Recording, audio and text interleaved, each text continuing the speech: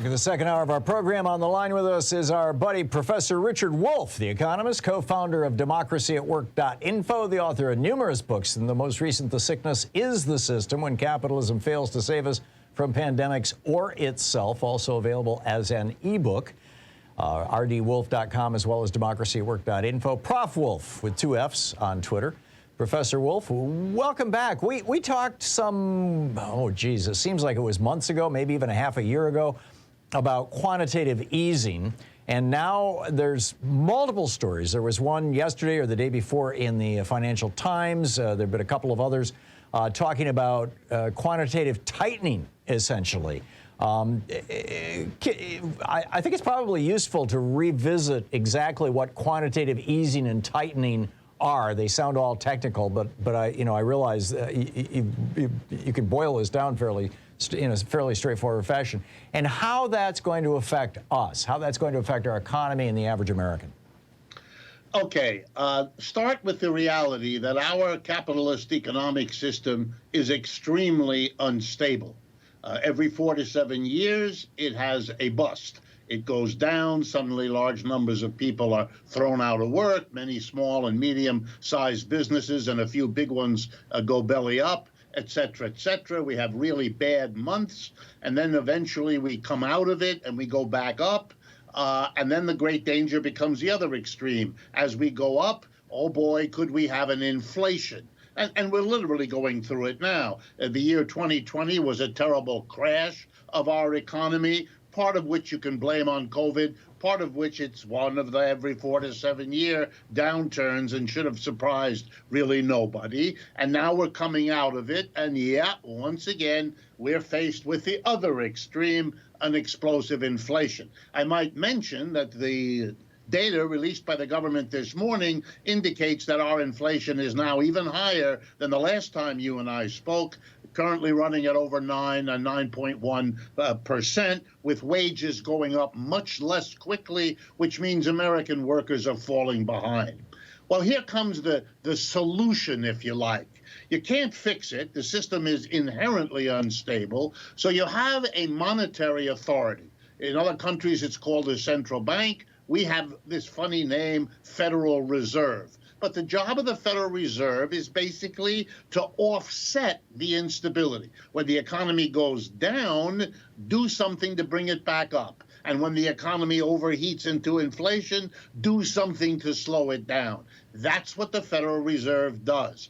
And the something it does is very simple. When the economy goes down, it's called quantitative easing. It pumps money into the economy and it lowers the interest rate. And that's what we had mostly for the first 20 years of this new century. And it does that by buying bonds and stocks, right? Buying assets? There's many ways. It lowers the interest rate it charges to banks who can go directly to the Federal Reserve to borrow. And yes, it enters the market for all kinds of securities, Treasury securities, but things have gotten so unstable that the Federal Reserve in recent years has also gone in and purchased private industrial bonds, buying and selling to manipulate interest rates down. That's called quantitative easing.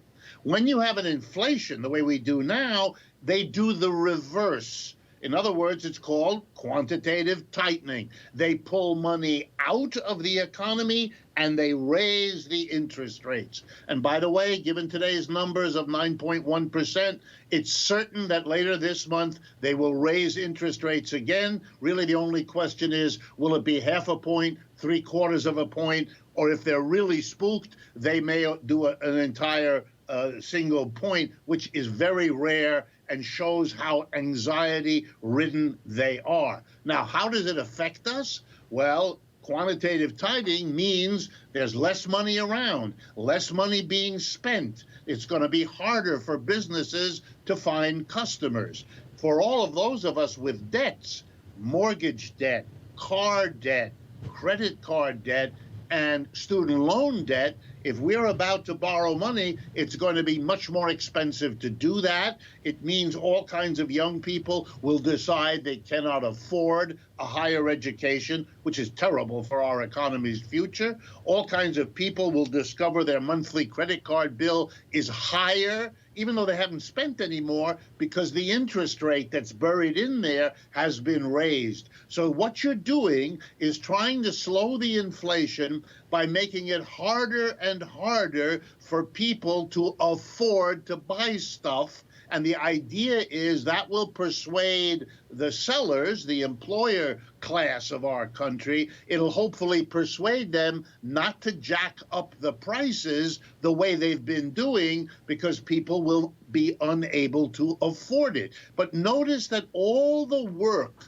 all the pain, all the suffering, in order to try to control this unstable economy, is being most heavily put on low and medium income people, the majority of our people. The business community hopes to get through all of this with a minimum of their suffering. It is a continuation of something I don't believe is politically sustainable. You cannot continue to whack your working class with COVID, with a crash, now with an inflation, and now again with raising interest rates. You're doing too many damaging things to the mass of our people in too short a period of time. And that becomes pathological. It becomes an excuse. It's too much pressure. Those who have their own mental and other problems will crack. It's too hard, and you should not do that. And yet nobody is paying attention. The politicians run to stay in office. The big businesses are simply pushing to get more profits. As long as that happens and we continue down this road, I am extremely fearful. And listening to the psychologist you were just reading from, it's just a 1-2 punch that ought to wake everybody up. Yeah, amen. So we had in 1999 the Gingrich Revolution. To the fore. Phil Gramm and Newt Gingrich and all these guys, and Bill Clinton signed it. I mean, we have to acknowledge that, but pushed through this ending Glass-Steagall, and which set up arguably the great crash of 2008, which happened on George W. Bush's last year. The market just collapsed. Millions of Americans lost their homes. Everything went to hell. The Fed stepped in and began the quantitative easing that you were just describing, and started pouring money into the economy. So would you say that it's accurate to say that during the 8 years then of the Obama administration and the 4 years of the Trump administration, that we were basically living on an artificial sugar high, and that now they're taking the sugar away? I mean, how much of the prosperity of those Obama and Trump years is attributable not to the normal growth of an economy and healthy things in international trade or whatever it may be, but simply to the fact that the Fed was pouring gasoline on this little fire here, and I ask that because I think from the answer to that you might be able to infer how much of a pullback we might see if they stop doing that. Absolutely. There is no question. I don't believe any serious economist, left-winger, right-winger, or in the middle, would dispute the fact that under the Obama administration and, part of Bush and certainly under Trump, the Federal Reserve was looked upon as the key agency to keep the system from imploding the way it did in those final 4 months of 2008 and into 2009. The country was desperate. The people who ran this society, certainly the people who gathered every night, late into the night, and I know some of them personally, in the offices of the Federal Reserve Bank in New York City, desperately yelling at one another to try to figure out how to keep the system from literally collapsing. They were constantly saying to each other, yeah, there are long-term dangers here, but if we don't put out this fire, this collapse, we're not going to have anything to worry about in the future. So get the Federal Reserve in there, pump the money like there's no tomorrow.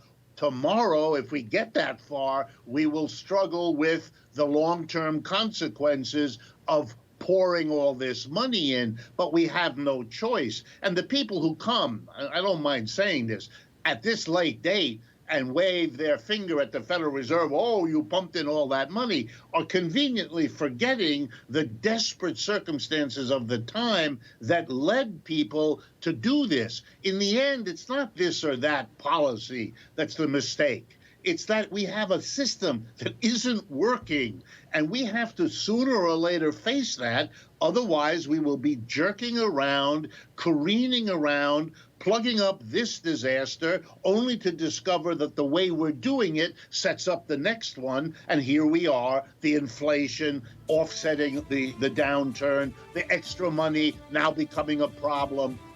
At a certain point, you have to face the deeper issue. Right. History begins to rhyme, to paraphrase Sam Clemens, Mark Twain.